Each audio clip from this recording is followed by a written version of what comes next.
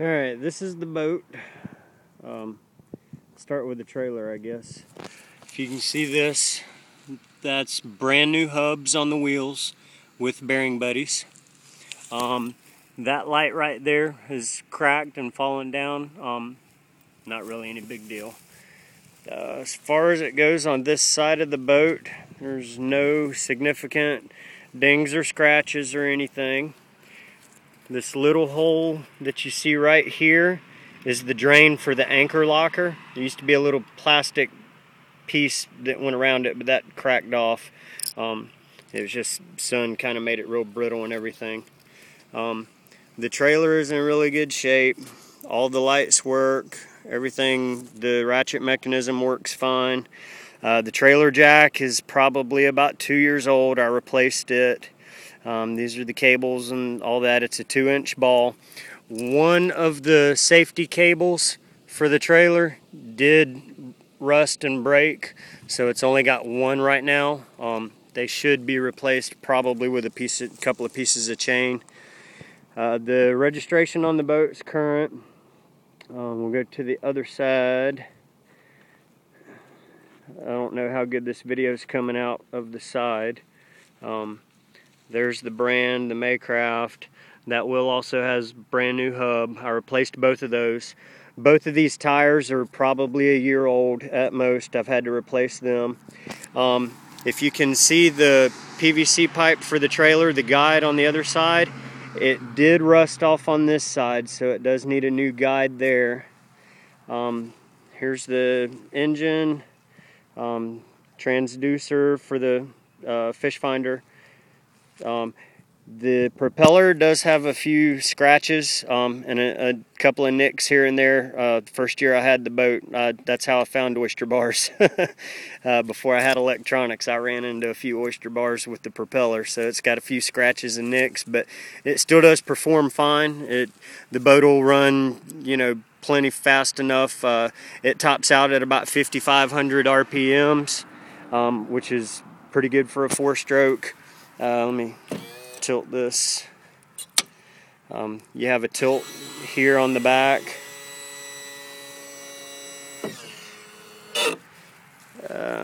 There's the 115. As far as the motor goes, runs perfect. Here's the little cap for the light pole that goes back there. I don't keep it in the boat. It's at my house, actually. Sorry about the boat being a little dirty. I hadn't had a chance to clean it in a little while. The water separator is new. That's battery storage in there. Over here is just extra dry storage, which has a little rope ladder. There's one anchor for the back. This other bigger anchor here is actually so large it won't fit in the anchor locker up front. Excuse that. That anchor is so big it won't fit in the anchor locker up front. All of my ropes kind of rotted away sitting out here in the sun over the last year or so, so I hadn't replaced the ropes yet. Here's the seat that also has, it's a cooler, nice big cooler. It's nice and clean. Whole boat could probably use a little bleach, but hadn't had a chance to do that here lately. The compass is right here. I don't know how well this is coming out, but there's the VHF radio. Still has the plastic over the screen. Here's the color fish finder that I always just mount up there like that. There's also a 12-volt power adapter inside here. Let me get the key out real quick and I'll show you how bright the fish finder is. It is a color Garmin fish finder. I don't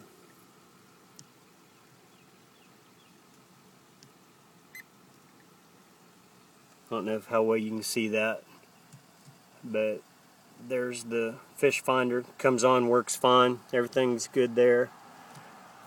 Also, you can see the radio. The radio does come on. It does work. I've really never even used it. with, you also have the safety flag, fire extinguisher, there's the air horn and flares. So it's got all the safety equipment. You can see here, it's kind of hard to tell maybe, the boat has 98 hours on it. There's the trim indicator on the right there.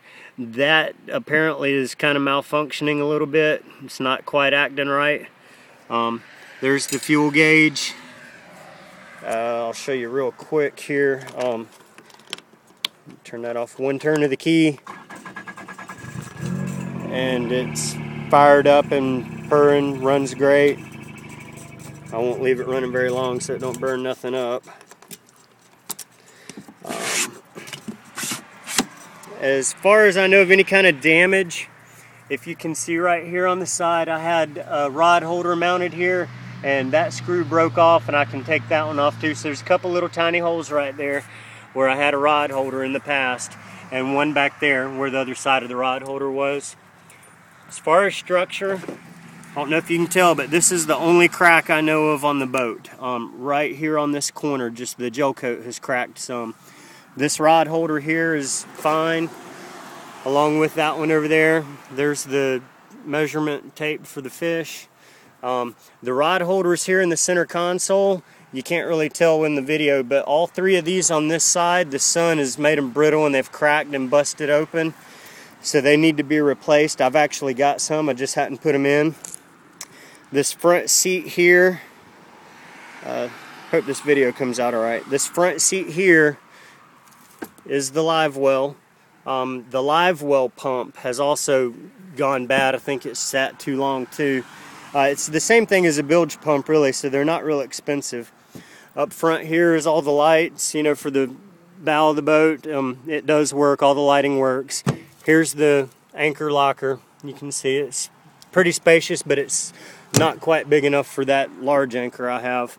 Underneath the anchor locker you have a little casting platform here, and then underneath that is more storage where I keep life jackets and some extra rope and stuff like that. The floor is nice and clean, you know, gallon of bleach and some scrubbing, and it comes picture perfect. Do have a metal antenna for the VHF radio. Some people prefer the longer fiberglass ones, but that's all I've got. It's just the metal one. It's always done me fine because I don't go offshore that much. This is the only two gauges. You've got a fuel gauge here, and you've got your tachometer here that's also got your overheating indicator and your oil indicator and your trim indicator. Everything works except for that trim indicator is a little fussy sometimes. All these control, you know, your lights and the bilge pump and all that. The bilge pump is also automatic. Underneath here, there's more storage, and the electrical stuff accesses through here. Sorry, it's a little dingy, needs to be cleaned. You can see it's got a shelf in there. There's all the electronics and stuff. Everything's starting to get a tad bit of corrosion from salt, air and stuff. Nothing that a little, you know, cleaning can't take care of.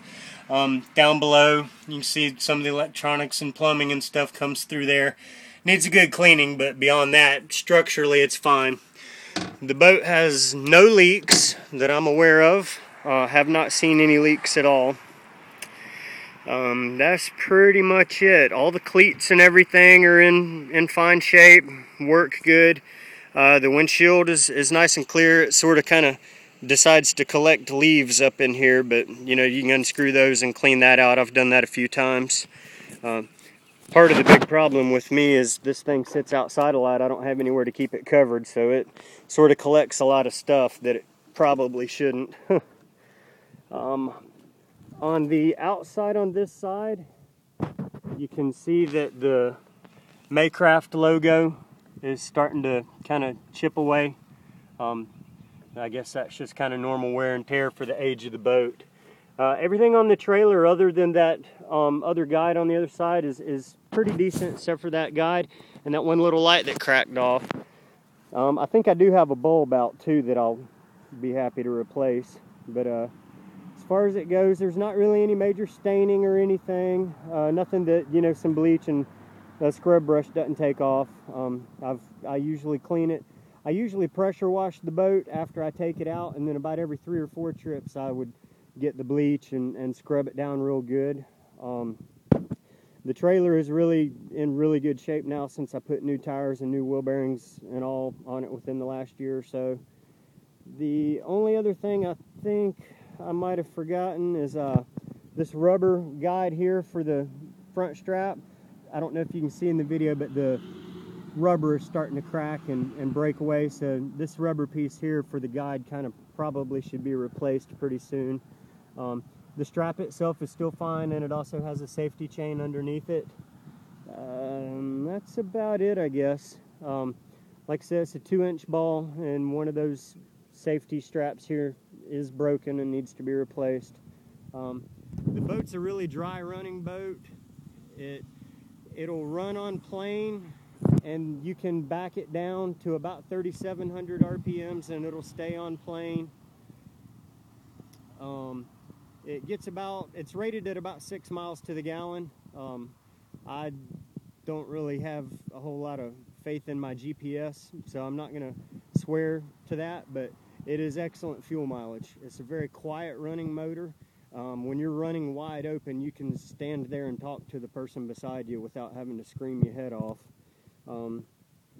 And other than the live well pump and a couple little things on the trailer and some nicks on the propeller, this thing's in pretty much tip-top shape, aside from some rod holders, which I do have some rod holders. I just haven't had the time to replace them yet, really. I've already, as you can see, one of those is a little bit different off color than the others. I've replaced all 3 of these within the last year or so. There's the fuel tank access, and there's the fuel vent. That's about it. So now you've kind of seen everything from top to bottom, front to back. If you have any other questions or want anything further, just give me a call or shoot me an email and let me know. Thank you.